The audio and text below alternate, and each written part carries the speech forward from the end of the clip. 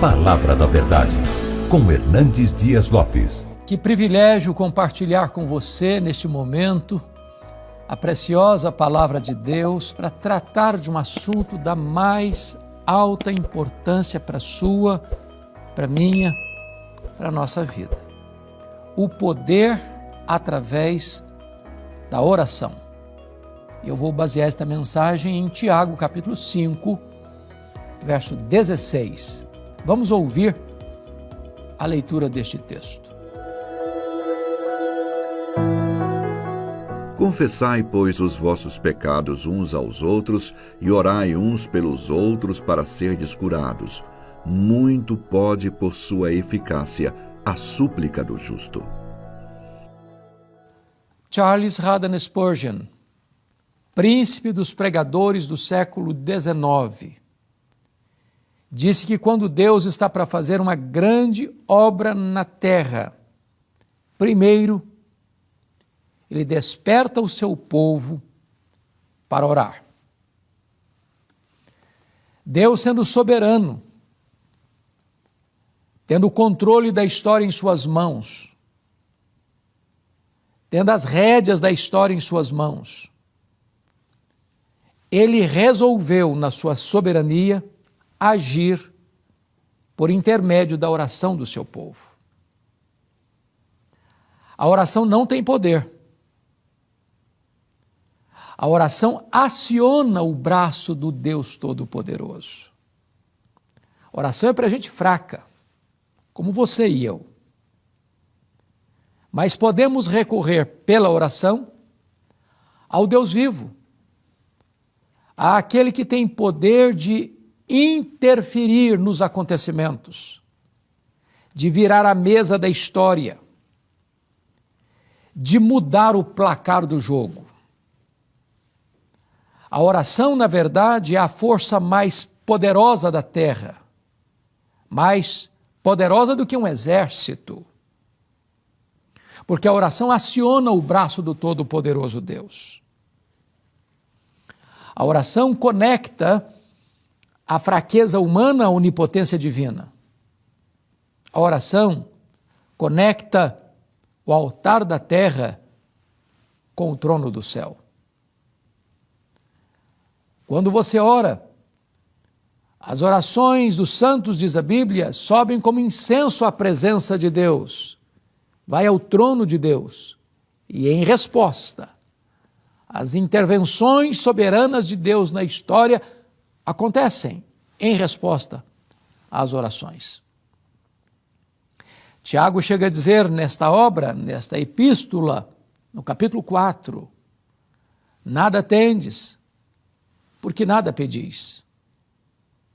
O próprio Senhor Jesus Cristo ensinou, pedi e dar-se-vos-á, buscai e achareis, batei e abrir-se-vos-á, porque todo o que pede recebe, todo o que busca encontra, todo o que bate, abrir-se-lhe-á.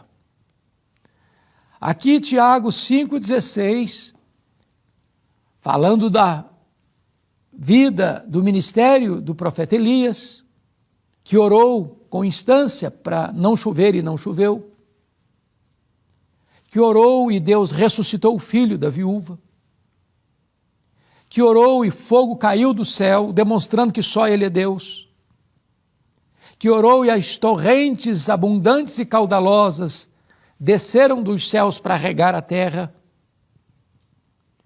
Elias pedia e Deus atendia. Então Tiago diz, muito pode, por sua eficácia, a súplica do justo. Muito pode, por seus efeitos, a súplica do justo. A pergunta é, quem é justo? Justo não é aquele que não erra, não peca, não transgride, porque a Bíblia diz que todos pecaram e destituídos estão da glória de Deus. Justo não é aquele que ostenta a justiça própria, porque a Bíblia diz que o melhor de nós, as nossas justiças aos olhos de Deus, não passam de trapos de imundícia.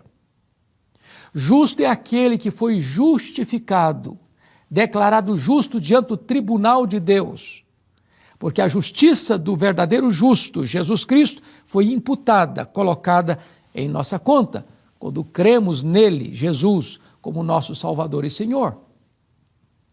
Então, todos aqueles que foram declarados justos diante do tribunal de Deus, podem orar, e orar com eficácia. Algumas pessoas dizem assim, mas a oração não muda nada. Eu quero dizer para você que muda sim. A Bíblia está cheia de exemplos de Deus virando a mesa da história, revertendo diagnósticos, alterando circunstâncias, em resposta às orações do seu povo. Quando o povo de Israel pecou no deserto, Deus disse para Moisés que iria destruir aquele povo e começar um novo povo através de Moisés, e Moisés se colocou na brecha, intercedendo pelo povo, e Deus suspendeu o juízo em resposta às orações de Moisés. Quando os anjos de Deus foram a Sodoma para exercer o juízo divino sobre aquela cidade promíscua e violenta, Abraão se colocou na brecha. E diz a Bíblia que, lembrando-se Deus de Abraão, tirou Ló de Sodoma. As orações de Abraão em favor de seu sobrinho Ló foram um instrumento que Deus usou para libertar aquele homem da condenação na cidade contaminada e condenada.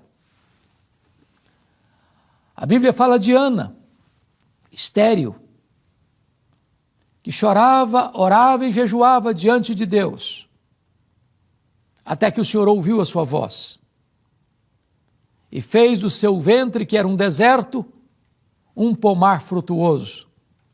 E ela concebeu e deu à luz a Samuel, que tornou-se o maior juiz de Israel. Depois disso ainda teve outros filhos.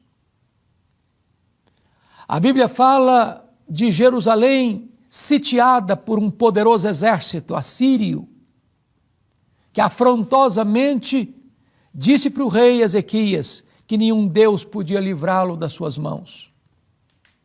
Ezequias orou. E a Bíblia diz que Deus escala um único anjo que mata 185 mil soldados ao redor de Jerusalém, na iminência de atacar Jerusalém. E Deus não só cura o rei Ezequias da sua enfermidade mortal, mas liberta Jerusalém de uma invasão militar, em resposta à oração. A Bíblia está cheia de exemplos de como Deus age em resposta às orações do seu povo. Está lá escrito em Atos capítulo 12, que Herodes Agripa I mandou matar o apóstolo Tiago, passando a espada em Jerusalém e encerrando Pedro numa prisão de segurança máxima, com 4 etapas de escoltas, onde ele estava guardado, acorrentado, até que passasse a festa da Páscoa para ser executado. Mas havia oração da igreja em favor de Pedro. E Deus enviou um anjo, e as ligaduras são soltadas. A prisão é aberta. O portão de ferro abre automaticamente. E milagrosamente Deus tira, através da ação angelical, Pedro daquela prisão de segurança máxima. Mas o rei, perverso e mau, que ordena a execução de Tiago, aguardando a execução de Pedro, é devorado pelo anjo do Senhor e morre. Deus virou a mesa da história. A Bíblia está cheia de exemplos, e a história também, de como Deus age por meio da oração do seu povo. Quando você ora, Deus ouve, Deus vê, Deus age. Quando você ora, as tempestades se acalmam. Quando você ora, Deus é poderoso para reverter os diagnósticos mais sombrios e trazer cura. Quando você ora, as lutas mais agudas da vida são sanadas, os nós mais apertados são desatados. Quando você ora, o inimigo bate em retirada. Quando você ora, Deus se manifesta. Em resposta à oração, Deus traz grandes avivamentos para a sua igreja. Quantas maravilhas Deus tem feito em resposta à oração. Me permita alguns poucos exemplos. A igreja da Inglaterra, no século XVIII, estava como que um vale de ossos secos. As igrejas estavam vazias. Uma onda de ateísmo varreu a Inglaterra como fruto do iluminismo. Até que alguns jovens universitários da Universidade de Oxford começaram a orar por reavivamento. John Wesley, George Whitefield. E na madrugada de 31 de dezembro de 1739, às 3 horas da madrugada, Deus derramou o seu espírito sobre aqueles jovens. E as igrejas se encheram de pessoas famintas de Deus. Nas praças as pessoas se acotovelavam, disputando um espaço para ouvir a palavra de Deus. E Deus restaurou a sua igreja. E Deus salvou centenas de milhares de pessoas como fruto da oração daqueles jovens. Eu tive a bênção de visitar a igreja coreana, que experimenta um grande avivamento em 1907. E até hoje, muitas igrejas, talvez a maioria das igrejas, têm reuniões diárias, pela manhã, pela madrugada. E ainda hoje nós vemos o soprar de Deus, o mover de Deus naquela nação. Igrejas fortes, pujantes, vivas, missionárias, em resposta à oração. Talvez você que está me assistindo agora tem causas humanamente impossíveis. Problemas no seu casamento, problemas de saúde, problemas espirituais, dramas pessoais, precisando de ver um sinal do favor de Deus na sua vida, na sua casa, na sua família. Pois eu conclamo você a dobrar os seus joelhos, a colocar a sua causa diante de Deus. O texto que nós ouvimos é: muito pode por sua eficácia a súplica dos justos. Todos nós temos livre acesso a Deus. O véu já foi rasgado. Podemos entrar na sala do trono com toda a intrepidez, porque temos Jesus Cristo, nosso supremo advogado, o nosso sumo sacerdote, que intercede por nós. E então nós podemos apresentar a Ele a nossa necessidade, os anseios da nossa alma, os gritos do nosso coração, sabendo que Ele se importa conosco, que o trono de Deus nos acolhe e nos recebe, que os ouvidos de Deus estão atentos, que as mãos de Deus não estão encolhidas, que Ele é poderoso para salvar, para libertar, para curar, para perdoar, para fazer tudo novo na nossa história, na nossa vida. Eu quero orar por você. Quero colocar a sua causa nas mãos de Deus. Onde você está, coloque agora aquelas causas humanamente impossíveis na presença de Deus, porque o nosso Deus é o Deus dos prodígios, das maravilhas. Para Ele não tem doença incurável, casamento irrecuperável, não há problema que Ele não resolva. Ele pode tudo quanto Ele quer. Vamos então orar. Deus, nós te agradecemos pela Tua palavra. Nós te agradecemos porque Tu és o Deus vivo, verdadeiro, Deus que ouve, Deus que vê, Deus que faz, e ninguém pode impedir a Tua mão de fazê-lo. Oramos pelas pessoas que estão agora nos acompanhando, nos assistindo. Meu Deus, ouve o clamor do aflito. Estende a Tua mão, realiza maravilhas na vida destas pessoas que agora estão nos assistindo.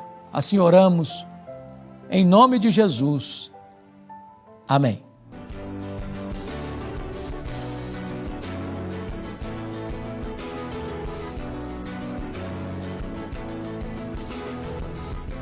Palavra da Verdade, com Hernandes Dias Lopes.